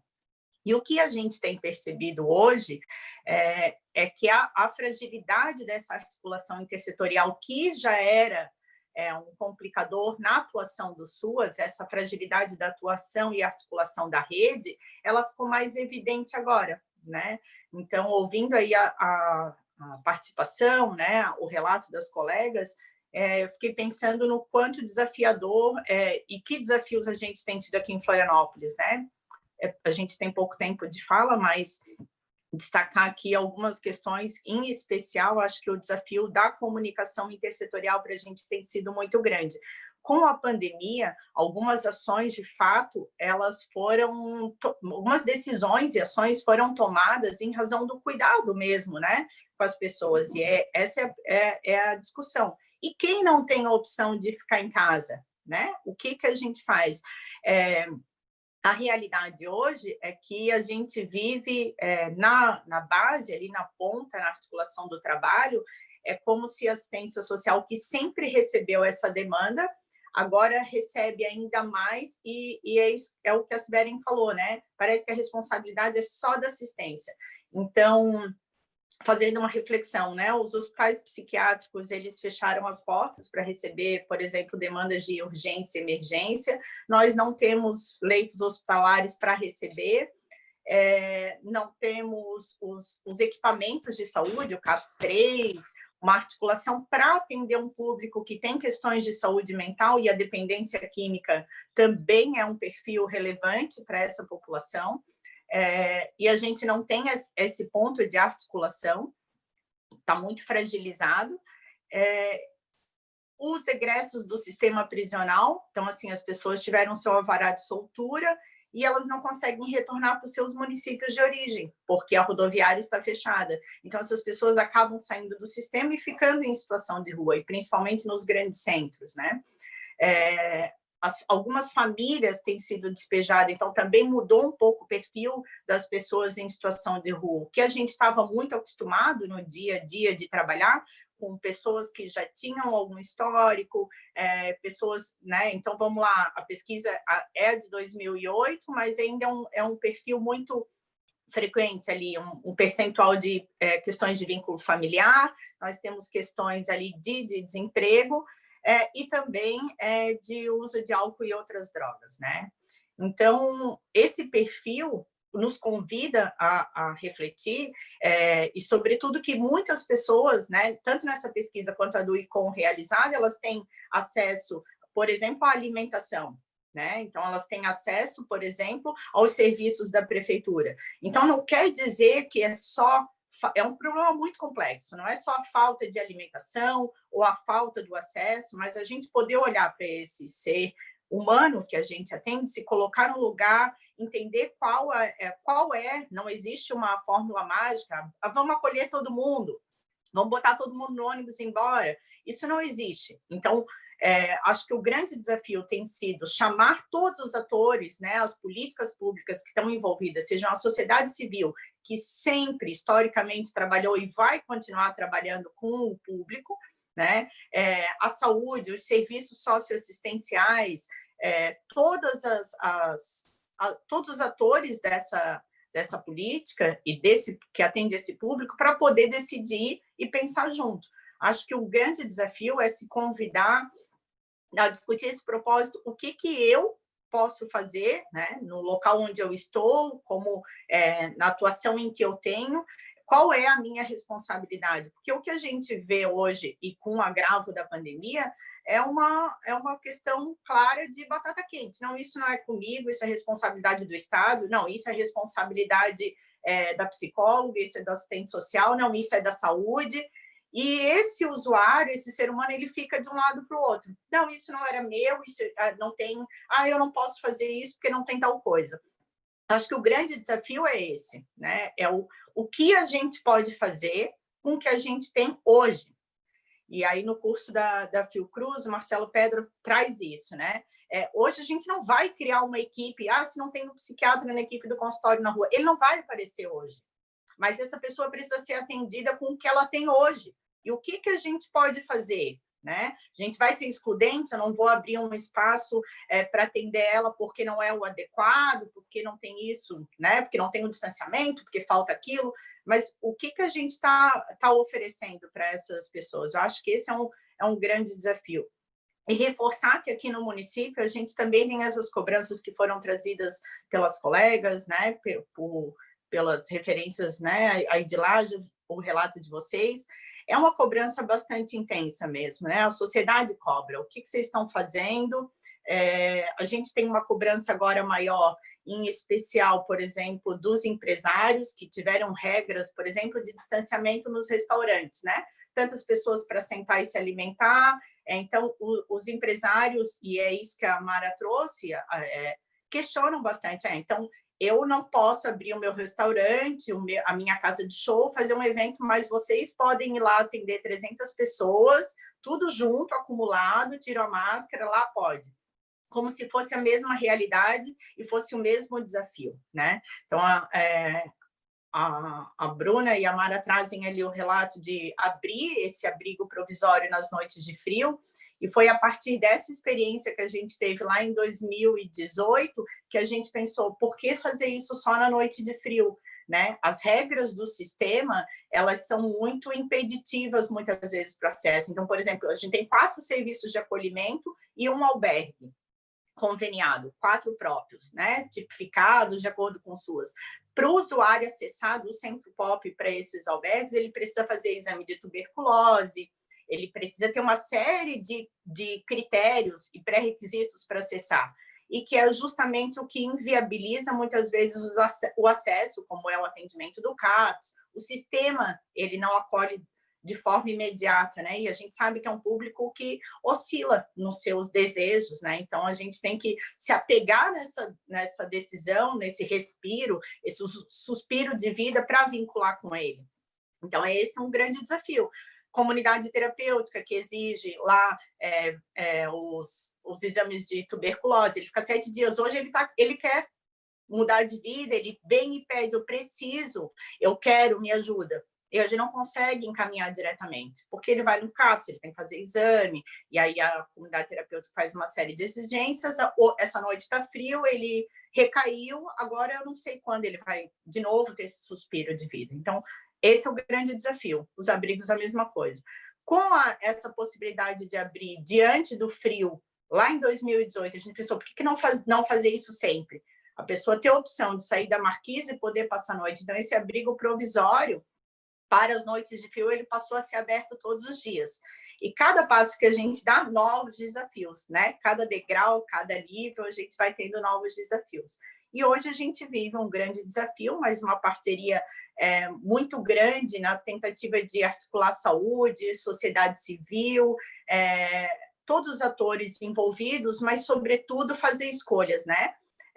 Nós escolhemos, apesar de todas as dificuldades, todas as críticas, todas as cobranças dos órgãos oficiais, abrir o abrigo e atender todos aqueles que chegam. Nós reconhecemos as dificuldades que tem, as limitações, a falta de adequação, mas é o que a gente tem hoje para oferecer diante da pandemia e acaba acolhendo e vinculando. E cada vez que a gente vai lá, a gente vê, tem uma história diferente, tem uma pessoa diferente que precisa daquele espaço. Então, a gente não consegue hoje dizer, se eu tiver que adequar e reduzir o tamanho desse abrigo para atender adequadamente, quem são as pessoas que eu vou dizer que não vão ficar aqui? Né? Então, a gente tem idosos que não têm hoje o acesso a serviços apropriados para eles, tem pessoas que vieram em busca de tratamento para dependência química e não encontraram. Nós temos os municípios vizinhos, porque aqui somos um grande centro, que não ofertam qualquer tipo de atendimento. Então, eles vêm em busca de acolhimento. Então, assim, muitos desafios, mas encarar e ter esse compromisso ético, ter esse compromisso de acolher e tensionar mesmo as responsabilidades dos atores envolvidos para a gente procurar avançar. E, por último, já vou finalizar, eu queria trazer essa questão da campanha contra a esmola que a Siberen trouxe. Essa foi uma decisão e também um encaminhamento aqui no município de Florianópolis. A gente trabalhou nessa campanha junto com a ampliação Desculpa, alguém ligou na hora que eu estava ligando aqui. Foi uma decisão de ampliar os serviços, repensar, abrir várias oportunidades, né, de encaminhamento, mas a gente também fez essa discussão. Não é contra a solidariedade ou contra o apoio. A nossa proposta é de trazer a sociedade civil, as pessoas que se envolvem nessa discussão, de ajudar, de dar esmola, de entregar alimentação, mais para junto e discutir, porque a gente precisa muito mais do que isso. O que a gente identificou é que algumas pessoas, elas entendem que elas fazem a parte delas, né? Quando elas dão um pão, quando elas servem um alimento, quando eu estou almoçando no restaurante, alguém está pedindo, é como se eu quisesse me livrar imediatamente daquela situação. Ou eu entender que eu vou para o céu porque eu ajudo o fulaninho, eu paguei um remédio para ele. Então, o que a gente vem discutindo com a sociedade, quais são as formas de ajudar? E quando uma pessoa opta, um usuário, ele deixa o nosso serviço porque ele se apega a esse tipo de atenção ou de atrapalha o nosso trabalho. Então, a gente tem convidado a sociedade a estar junto, a refletir quais são as ações, como que a gente pode, de forma compromissada e ética, estar junto com todos os atores e fazer mais por essas pessoas. Em contrapartida, a mesma campanha contra a esmola, nós investimos numa campanha de divulgar quem são essas pessoas e desconstruir o preconceito que existe. Então, nas mídias da Prefeitura de Florianópolis, ali no Facebook e todas as redes, vocês podem observar que a gente conta a história de pessoas reais que foram para as ruas por depressão, por falta de oportunidade, que precisam de emprego. Então, é um olhar amplo, né, de convidar a sociedade civil, mas também diminuir o estigma e o preconceito com essas pessoas e, a médio e longo prazo, tentar avanços diante dessa política. A gente tem muito mais desafio, muito mais por falar, né? Colocar à disposição, agradecer as falas que me antecederam aí, me desafiaram, mexeram, acho que é muito importante essa reflexão e agradeço muito por a gente ter esse espaço para poder conversar e eu espero que a gente tenha mais para se sentir fortalecido. Não tem sido fácil ser gestão nesse momento, eu digo que ser telhado, né? Onde a gente tem muitas cobranças, mas quando a gente vê que outras pessoas vivem isso e tem um propósito, a gente não se sente tão só. Então, muito obrigada pela oportunidade, espero que a gente se veja em outros momentos também. Obrigada, Maria Cláudia. Vou convidar o Gabriel, então, agora para fazer a fala. Gabriel, 10 minutos. Olá, estão me escutando? Tá. Então, pessoal, né, primeiro eu agradecer também o convite, né, estar presente aqui também, né, num espaço com pessoas tão importantes, até na minha caminhada profissional, né, a gente pega ali a Veridiana e a Sibeli, são minhas grandes professoras.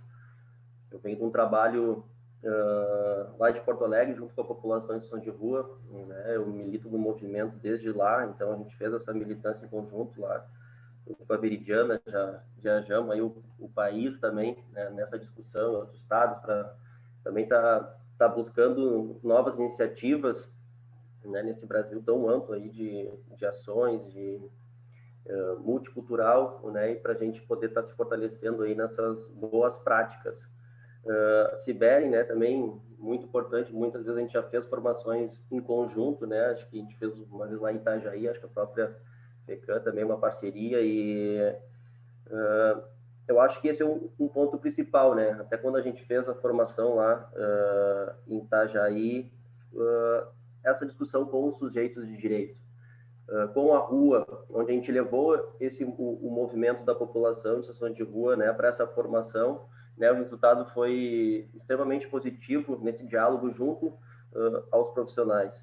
Então, eu gostaria de reforçar, acho que inicialmente, assim, aquela sugestão que a Sibeli deu também, porque daqui a pouco eu começo a falar e esqueço de pontuar isso, né, da gente estar promovendo da FECAM mesmo, né, acho que enquanto instituição, porque tem esse potencial de modificar essas nossas estruturas sociais que vem num outro viés mais verticalizado. Então, se partir da gente, né, essa construção participativa, né, de fundamental importância a gente chamar esses atores para essa construção, né, desses atores sair também do lugar só de reivindicação, né, e passar para um lugar dessa construção política, né? Então eu sugiro aí da gente estar pensando num novo evento, né, da FECAM, com esses atores, né, que são os principais, né? E eu tenho uma máxima no movimento aí que a gente preconiza, que é nada sobre nós sem nós. Então, falar sobre a população em situação de rua, sem a rua, a gente já inicia num grande equívoco, assim, enquanto metodologia política, né? O Instituto Arco-Íris, né, então, é uma instituição de direitos humanos que atua há 23 anos aí no município de Florianópolis, e nós temos várias parcerias aí, então, com o poder público, né, lá é um espaço de cumprimento de penas alternativas, então a gente tem essa parceria com o governo do estado. Nós temos a EJA Pop Rua, né, lá no nosso espaço, que foi uma grande construção do movimento, junto com a Secretaria de Educação, junto com a Secretaria de Assistência, junto com a Secretaria de Saúde, né, diversos atores conseguiram formar a primeira turma somente da população em situação de rua, né? Acho que é uma nova realidade no estado, assim, a rua ela frequentava, né, escolas, mas a gente sabe que os espaços normativos, eles por si só, eles já são excludentes para essa população. Então, uma turma somente da população em situação de rua lá no espaço vem fortalecendo, né, essa visão aí junto com esse sujeito. Hoje nós estamos também com o Centro de Convivência, né, uma parceria com a Secretaria de Saúde, né, então o único centro de convivência também do estado aí de Santa Catarina, onde tem diversas oficinas, né, entre elas a oficina de redução de danos, a oficina de arte, a oficina de yoga, a oficina de informática, né, diversas ações nesse campo da saúde mental também, né, numa lógica antimanicomial, né, trabalhando também com esses sujeitos, né, em liberdade, um trabalho em rede, né, um trabalho muito bonito, que hoje esse serviço acontece lá dentro da passarela, né? A gente conseguiu fazer um movimento de sensibilização do poder público, de entender a importância, né, do desenvolvimento de atividades culturais dentro da passarela, onde se encontra hoje 300 pessoas, né, que a gente acolhe em média, né, diariamente. Então, trabalhando com essa lógica da própria prevenção do uso prejudicial de drogas, assim, a gente precisa estar tocando na temática dos prazeres, da ampliação de prazeres desse sujeito, porque o confinamento, ele vem mostrando aí como ele é prejudicial aí, né, para a vida de todos os sujeitos, né, o isolamento social, né, a gente vem observando nessa pandemia aí o quão ele prejudica, né, a nossa saúde, e a gente precisa estar conversando sobre isso, sobre os usos de drogas, principalmente, porque não é a rua que usa droga, né? É a sociedade, né? A rua faz parte da sociedade, então a gente precisa pensar num todo sobre, né, essa situação. E agora a gente vem com uma nova parceria, então, acho que com a assistência social, né? Desde abril, então, a gente vem desenvolvendo, né, o trabalho do resgate social, um projeto que iniciou, e ele é um projeto pioneiro aí em Florianópolis, onde a gente tem 4 equipes, né, que a gente trabalha de segunda a segunda, 24 horas por dia, uma van, onde tem um motorista, onde tem uma assistente social, nós estamos com 4 assistentes sociais, 4 psicólogos, tem um educador social, e estamos com 4 profissionais da enfermagem também, que é uma novidade dentro aí da assistência social, onde a gente vê da importância, às vezes, da porta de entrada para o cuidado, assim, né, é chegar com esse olhar junto com o sujeito, assim, de estar olhando ele como um todo, e às vezes a porta de entrada, às vezes, é um pé machucado, enfim, e a partir dessa aproximação, desse vínculo com esse sujeito aí, a gente começa a desenvolver um trabalho que é uma ponte, né, e uma ponte para acessar, né, os espaços de direito. A gente sabe o quão é difícil, né, o acesso do direito da população em situação de rua. Então, esse projeto ele vem como um complemento, né, na rede, não de fazer o papel do serviço público. Esse projeto ele vem para suprir uma lacuna no município, onde diversas pessoas em situação de rua ficavam no chão, com dores, enfim, e devido ao próprio esgotamento da rede, o preconceito dos serviços, enfim, não tinham alcance a esse sujeito que ficava lá no chão, sofrendo, sem atendimento algum. e hoje a gente tem, então, né, um serviço pronto aí para a gente estar indo ao encontro desses sujeitos, né, e uma nova realidade também dentro desse serviço, né, são os facilitadores de território, né, que são as pessoas em situação de rua ou que já passaram, né, já tiveram a trajetória dessa situação de rua, que eles são incorporados aí à equipe, à van, e qualificam as abordagens, porque nada melhor, né, dessa identificação, dessa aproximação para estar fortalecendo os vínculos junto com essa população, né, da própria pessoa em situação de rua, né, se identificar naquele sujeito que está vindo ali oferecer aquele cuidado. Então, e isso tudo passou por uma construção junto com a Secretaria de Assistência Social, né? Então, a importância desse diálogo em conjunto, né? No início desse edital, até contemplava a internação compulsória desse projeto, mas através do diálogo, né, de movimento social, de arco-íris, da abertura do diálogo junto com a assistência, a gente viu que esse era um aspecto aí negativo, e através desse diálogo a gente conseguiu, então, tirar essa cláusula desse edital, né, e proporcionar, então, um trabalho voltado aos direitos humanos, à redução de danos. Hoje nós temos um kit de redução de danos dentro dessa van, que tem fruta, águas, barrinhas de cereais, enfim, né, então, e a gente está nesse momento, então, de bastante articulação e um aprendizado, um amadurecimento de um trabalho em rede, que é essa abertura da passarela através da colaboração da sociedade civil, né? Não de pegar a responsabilidade, mas sim de uma colaboração. E no momento que, nessa pandemia, a sociedade civil se une com o poder público, acaba sendo o próprio município, ele acaba aceitando, né, a esmola como importância num processo de emancipação, porque a política pública trabalhando junto, né, com o setor da solidariedade, ela tem um potencial de desenvolver autonomia junto com o sujeito. Então, o só fazer o bem também, às vezes uma lógica de caridade, é perigoso também, porque o fazer o bem, se eu não estou construindo junto com o sujeito, eu posso estar cometendo alguma violência, né? A gente precisa lembrar que as maiores atrocidades da humanidade foram em nome do bem desse sujeito, né? Eu sei o que é melhor para ele. Isso aí é uma lógica de manicômio no momento que não dialoga, né?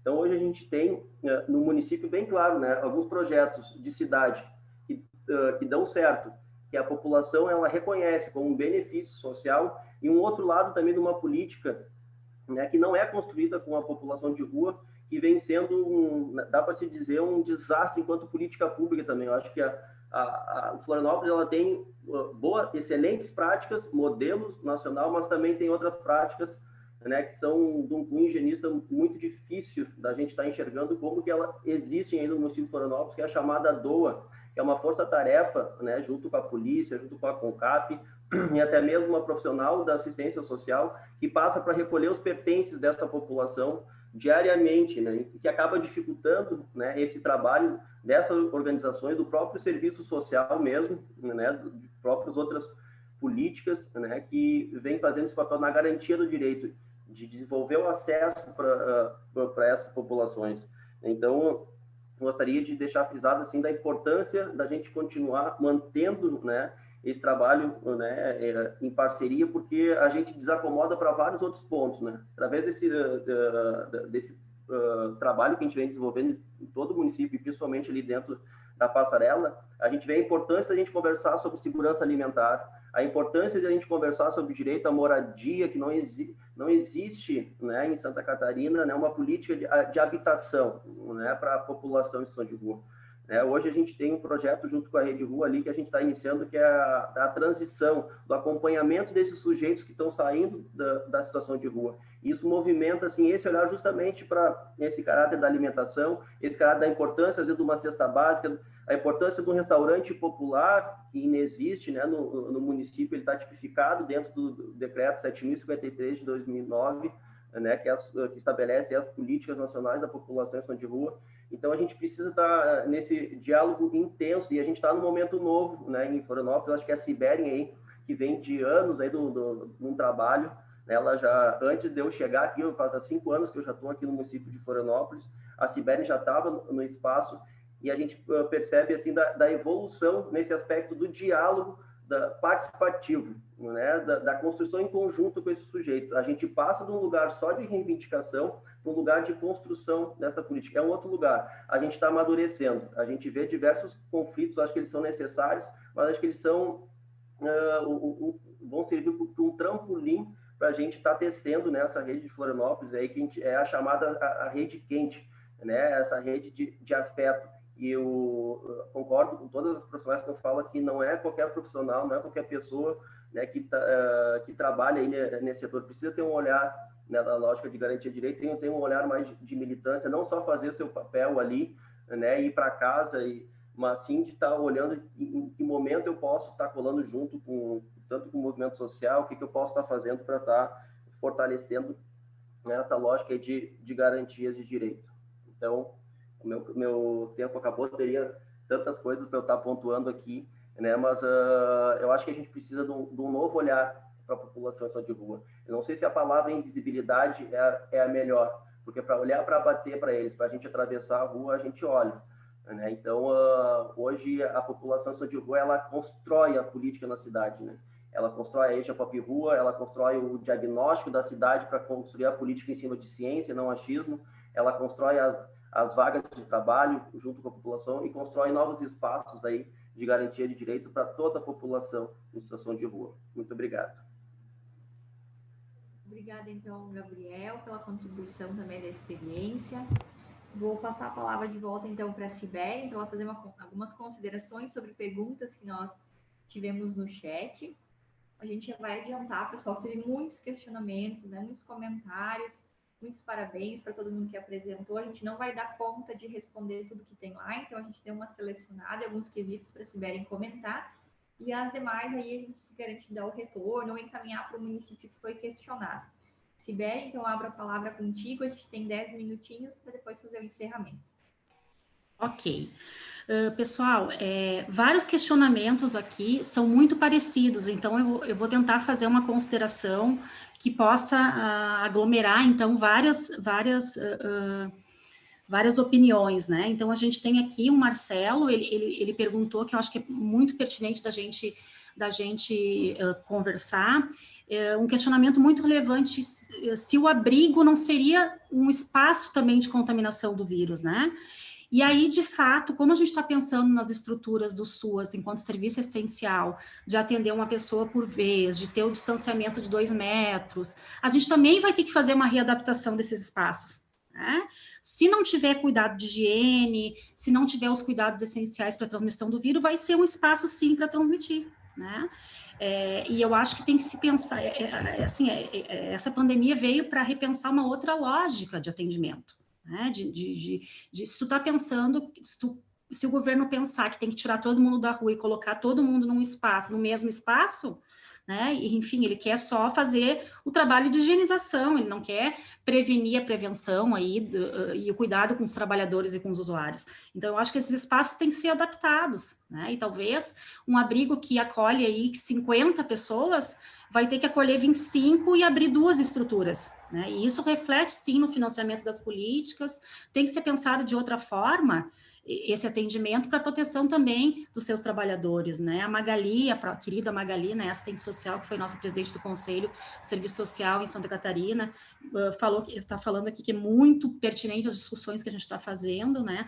A Gleice, ela trouxe uma questão muito interessante, que o município dela, o município CN, daí eu não sei qual é, mas assim, criamos um protocolo municipal para acompanhamento dos mesmos na atuação com diversas políticas, né? Então, vai para além do plano de contingência, né? O município sentou com outras políticas e pensou de que maneira mais adequada para a oferta das políticas para essa população neste período, né? Então, a minha colega Silvana, né, psicóloga do CRAS de Osório, então, ela está perguntando aí, especialmente para o município de Lages e Florianópolis, ou outros municípios também, quando há necessidade de internação por Covid da população de rua, como é que os municípios, e principalmente os municípios pequenos, como é que eles estão fazendo, né?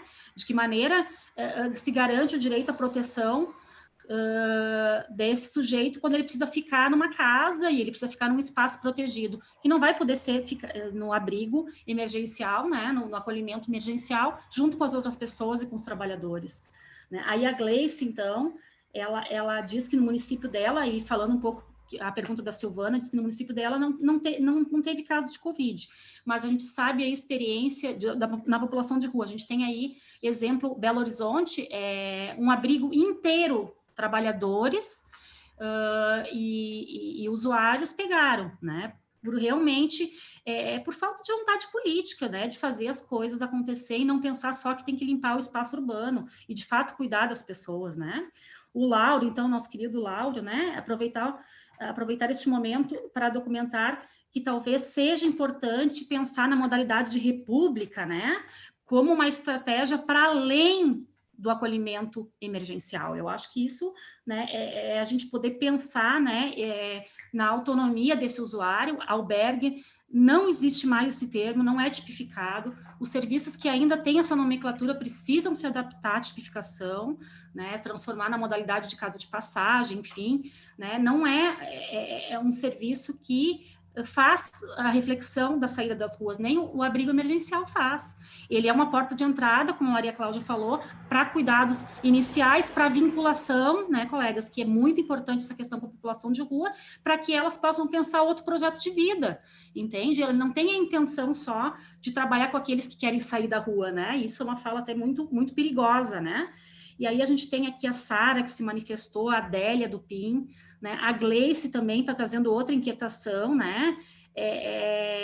De que maneira a gente pensa esses espaços coletivos noturnos durante o inverno e durante a pandemia, que não sejam espaços somente para pernoitar e não pensar o seu projeto de vida, né? Então, isso é um desafio, né, que a gente precisa pensar. A Daiane, então, né, ela está deixando aí a equipe maravilhosa, que eu gosto muito da equipe de Blumenau, eles estão deixando registrado que eles estão participando da live enquanto momento de formação e educação continuada, porque isso é fundamental para os municípios.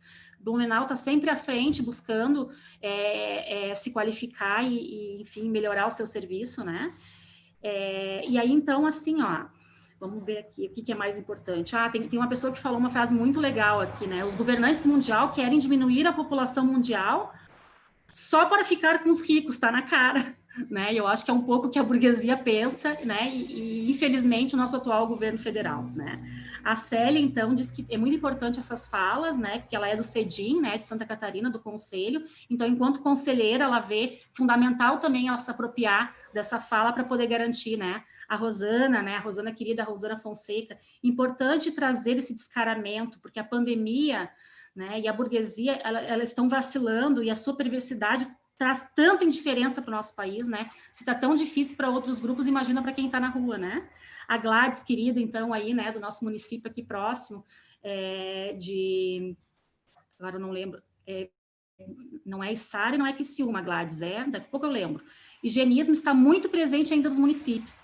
A nossa região, né, a gente vê as placas indicativas para não dar esmola, né? Essa região também foca bastante nessa perspectiva também, né? A Gladys, ela é gestora e inclusive, ela discute muito a questão da assistência aqui na região, e aí, assim, né, não dá esmola, mas daí também não diz o que vai fazer, né, o que se tem presente para fazer, né. A minha irmã, então, aqui a Juliana Moreira Urix está falando que é muito importante que ela não trabalhe nessa área, ela é farmacêutica, mas ela aprendeu bastante, assim, hoje, né, entendendo que a sociedade também é responsável por esse processo de saída das ruas, né. A Maria Cecília, né, ela acha importante toda essa contextualização, né, e o avanço dessas políticas, né, acaba afetando todos nós, né?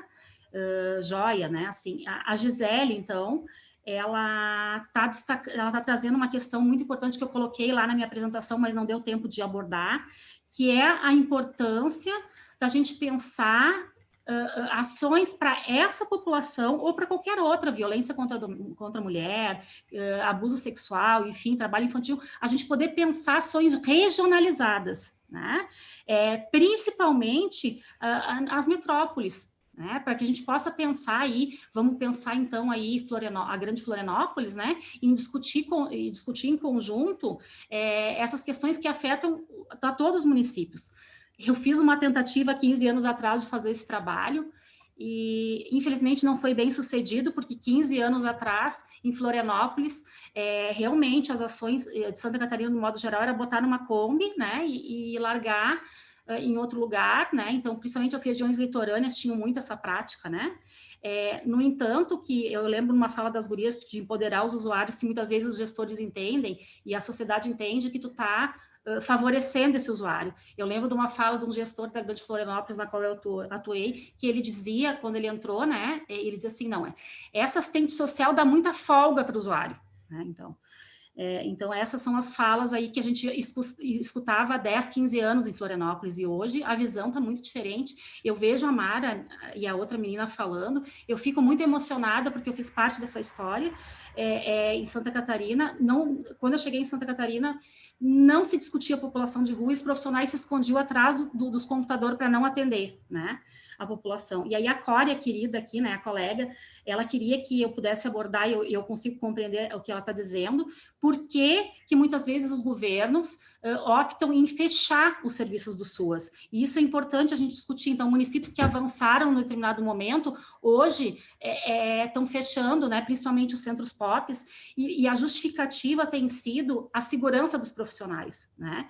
Então, assim, eu já pensei muito diferente com relação a essa situação. Hoje eu penso de uma outra forma, né? Eu penso sim que é possível a colocação de um profissional da vigilância nesses espaços, desde que esse profissional possa ter um olhar humanizado para essa população, tá? Eu não acho que a melhor opção é colocar a polícia ou a brigada militar ou a guarda municipal dentro desses espaços para atuar direto com essa população. Eu não acho que esse é o caminho, tá? Mas eu penso sim, eu já tive experiências com guarda municipais, com a brigada militar. No entanto, né, se vocês forem buscar minha trajetória, eu saí inclusive de Florianópolis porque eu fui ameaçada de morte pela polícia, né? Dentro do equipamento da assistência social, um policial colocou a arma na minha cabeça, né? Então, eu passei por todo esse processo junto com a população de rua. Os coordenadores foram presos, detidos nesse dia, os funcionários também foram para o chão com arma na cabeça, né? Hoje a gente vê uma outra perspectiva em Florianópolis, e São José, e Palhoça, Biguaçu, enfim, todas as regiões de Santa Catarina, um olhar mais humanizado para essa população. Antes, trabalhar com essa população, né, se o seu defensor de direitos humanos, tu era criminalizado também.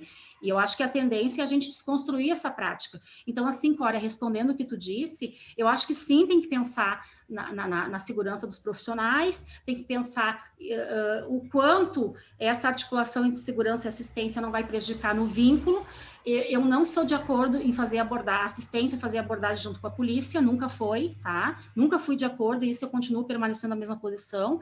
Eu acho que a polícia tem uma determinada função e a assistência social tem outra função. Também não sou de acordo que a assistência faça aí algumas abordagens junto com o conselho tutelar, que são funções diferentes, e isso pode inviabilizar a formação do vínculo. Mas eu acho sim que sentar com a segurança pública é necessário, um olhar humanizado da parte deles com relação a quem é essa história da população de rua, de que maneira a gente pode abordar essa população de rua sem criminalizar, né, sem violentar esses direitos. Então, assim, eu acho que esses serviços, eles demandam muita complexidade para os gestores, e aí os gestores, em função disso, a primeira decisão que se tem é fechar o serviço, e eu acho que isso é um retrocesso. Tá? Eu penso que isso não é o melhor caminho. O melhor caminho é tu poder sentar junto com esses usuários e ver a alternativa. Eu tive uma experiência em Rio do Sul muito interessante enquanto assessora. Rio do Sul, num determinado momento, estava tendo muita briga, muito conflito dentro do espaço, até pela condição de uso abusivo da droga e do álcool.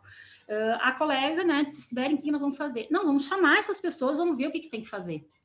Né? E aí, num determinado momento, a coisa acalmou, porque a gente escutou eles, é uma necessidade de escuta, entende? Que eles têm dentro do serviço, sabe? E aí, pensar alternativa junto com eles, e a alternativa que foi, enfim, implementada na época deu muito certo, sabe? Então, eu acho que a coisa, assim, não é pensar no gabinete que tem que ser feito, é pensar a partir da realidade desse sujeito, dando voz para ele, sabe? Então, assim, o que eu tinha para falar isso, tem muitas outras questões que a gente pode abordar, né? A gente fica aí, a FECAM fica à disposição, né? Eu sou uma das assessoras da FECAM em diversos municípios, então a gente fica à disposição para pensar outros momentos que discutam questões mais específicas, talvez, que a gente não vai dar conta. Eu vou passar a palavra para a Fernanda para ela fazer o fechamento. Certo, Fernanda? Velho, obrigada a todos que contribuíram conosco nessa manhã, palestrantes, aqueles municípios que apresentaram experiências. Em nome da FECAM, nós só temos que agradecer a todos que participaram, que colaboraram, em especial às associações de municípios e também aos nossos 21 colegiados regionais de assistência social, que são aqueles que nos trazem as demandas, né, para a federação, que levantam os temas, que fazem as indicações para os municípios. Então, nós só temos a agradecer a todos pelo evento maravilhoso que tivemos nesta manhã, pessoal. Muito obrigada, uma boa semana. E eu lembro também que amanhã nós temos mais eventos na agenda da assistência social, então fiquem aí ligados no canal da FECAM, nas redes sociais, que nós estamos sempre divulgando. Uma boa semana para todos e muito obrigada.